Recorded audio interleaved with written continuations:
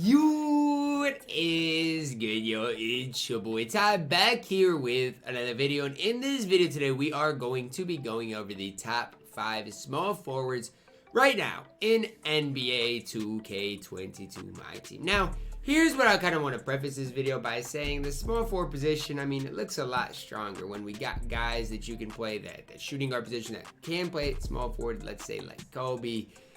Even guys like a Dr. J that you might play at small forward that isn't going to be on this list. Some maybe guys that play power forward that you can, maybe look down on, like Jonathan Isaac that can play the 3. So remember, it's only the primary small forward position. Now, before we dive any further, if you are new to the channel and have not yet, please consider smash that subscribe button as we're on the road to 90,000 subscribers. We're going to start off at number 10 with a diamond. Maybe our only diamond on... No, we got another diamond on this list, but we're going to start off with the diamond. Andrew Wiggins. 6'8", 7-foot wingspan. The one thing I like about Wiggins is that he does have shooting guard eligibility. I think that makes him even better. Total badges, looks at like 45 total badges. Hot spots from the top, the key left hash as well as right corner. 84 3-ball, 99 driving dunk, 86 3-ball ball handle, 93 speed acceleration, 90 lateral quickness. Wiggins is just all around a really good player. The problem is all 5 of his badges are finishing, which I'm not the biggest fan of. I wish he had, some more shooting, playmaking types of badges. Another problem with him is, he needs badges like handles for days. He needs intimidator. You could use rim protector on the card. Still needs those shooting badges.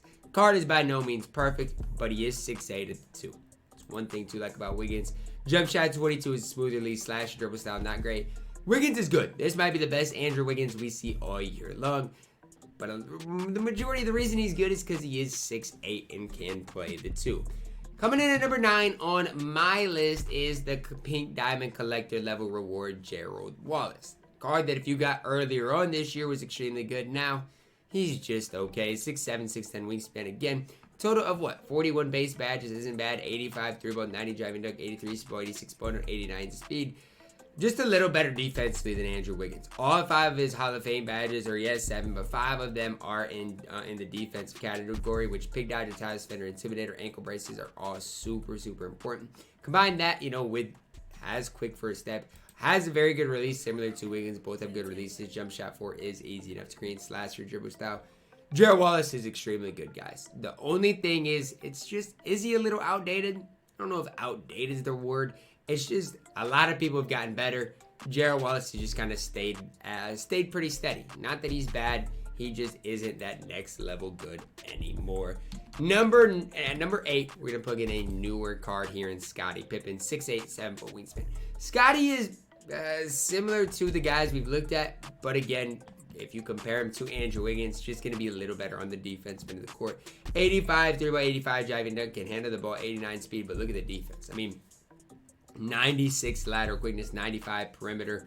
Really, really good defensive badges, including the menace, clamps, defensive leader, tireless defender for an on-ball defender is exactly what you want. Give him rim protector, handles for days, limitless spot up, sniper. You're looking at an absolutely incredible card. The only 2 things you can't love is the base dribble style. That's kind of a letdown. And then again, if you aren't the biggest jump shot 30 fan.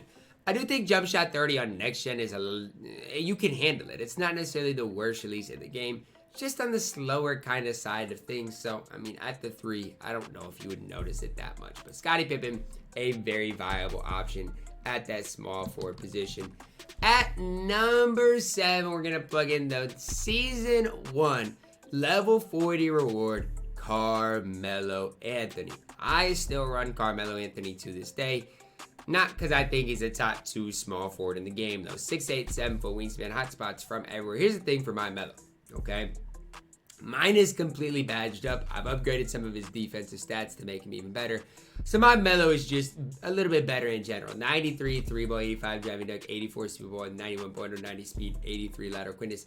The hidden stats, I think, are the rebounding, right? Decent enough rebounding.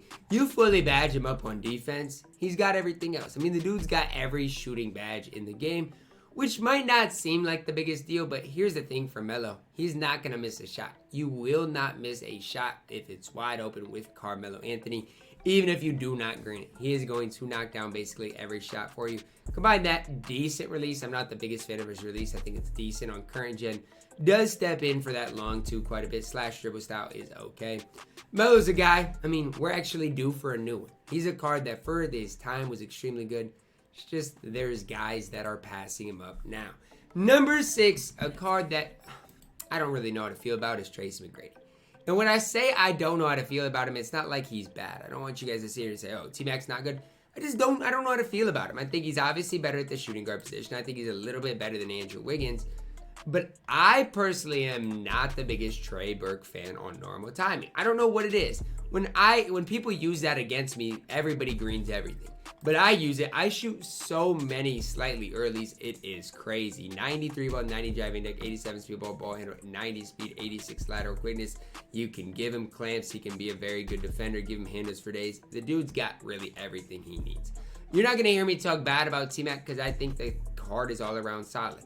I just am not the best with T-Mac. I don't think he's necessarily next level good. I think he's pretty similar to Andrew Wiggins in exactly what he's going to give you. Yes, T-Mac might shoot the ball better. Wiggins might be a little better on defense. I think it's really, really close when you do compare the two cards. Here's where I think we have a pretty big gap. Between T-Mac at the 3 and Paul George at the 3, I think there is a pretty big gap. I'll take Paul George. Crazy to me that Paul George is like 50,000 MT right now. 6'9", 6'11 wingspan, good hot spots. 6 aimers, 44 on gold, 8 on silver with 2 on bronze, which means the dude has 60 base badges, 91 3 ball, 95 driving deck, 87 super ball, 85 ball handle, 90 speed, 93 lateral quickness. Hall of Fame catch shoot, volume shooter, ankle braces, ball stripper, 2 Hall of Fame finishing badges as well. You look at the card, you're looking for badges he's missing, or what is the dude miss in general? Not much. He's got everything you could probably want out of him. Every important badge, Paul George has it. The only thing I'm not the biggest fan of is his release, but it's easy enough to green. It's a card I'm probably going to pick up for my squad very soon. The more the time goes on, the higher I get on Paul George. I mean, a card that came out nearly 2 months ago now, but I am getting higher and higher on Paul George as the time goes on. Cracking our top 4 here, starting it off with Pink Diamond, Jimmy Butler. Who is better at the 3, Paul George or Jimmy Butler? I take Paul George, but since Jimmy Butler has that shooting guard eligibility, I think I put him a little bit higher. 6'7", 6'8 wingspan, decent hot spots, 9 on the famous, 33 on gold, 2 on silver, 2 on bronze. Jimmy, base badges, 46. Paul George, 60. That's the big difference for me. Yes, Jimmy defensively is better, but the problem is he's missing a lot of badges. Ankle breaker, handles for days, hyper drive, some defensive badges you might want on him. No limitless, hot zone hunter, dead eye, chef, like just some extra badges that Paul George does have. But what I do like about Jimmy, obviously the defensive badges are absolutely incredible. If I was a big Jimmy Butler fan, I would unquestionably run this card. Just don't really love Jimmy in real life, as most of you guys do know. I don't necessarily love the Jump Shot 22 release, especially with his upper, but Jimmy's fine. Not a card I hate at all. Coming in at number 4. Number 3, we are going to plug in probably the best offensive guy on this list in the Pink Diamond, Kevin Durant. 6'9", 7'4 wingspan, hot spots from everywhere. Total badges, you're looking right at that 44 mark, I do believe. 93, 3 ball, 85, driving deck, 87, speed ball, 86 point, 90 speed, 87 lateral quickness. An underrated part about this Kevin Durant is when badged up, how good he will defend. I mean, good lateral quickness, really good length at the 3. Obviously, shooting, we know what he gets into. No chef hurts the card a little bit. But really, the defense is underrated. 6'9", really long, really lengthy. This Kevin Durant's not the best KD we'll see. We'll just keep getting KDs as the year goes on. But for his time, this KD obviously is really good. If you have the mass KD, I mean, they're basically identical cards. At number 2, might come as a surprise, we're plugging in LeBron James. 6'9", 7-foot wingspan, hot spots from everywhere outside of the top of the key, 56 total badges, 86 3-ball, 90 driving deck, 92 speed, 83 ball handle, 95 speed acceleration, vertical, 95 lateral quickness. Badge-wise, can't really ask for more. And I mean, quite honestly, on the defensive end of the court, I don't know if there's a much better card in all of 2K.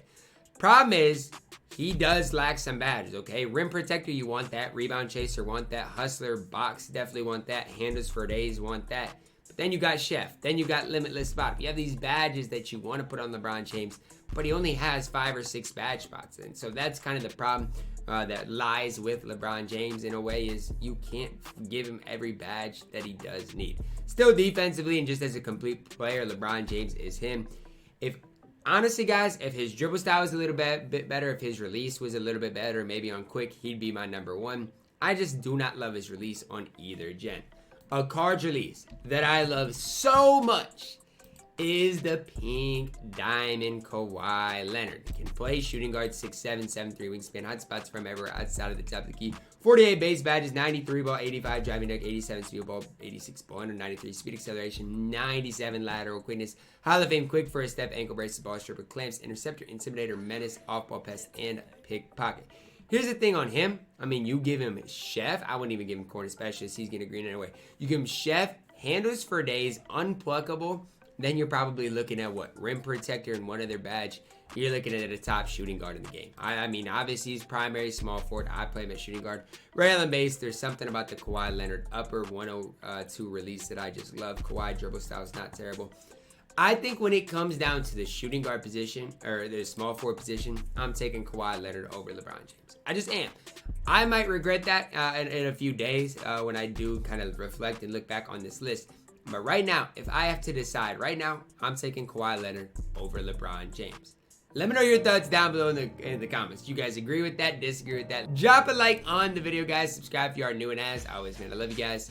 Have a blessed day.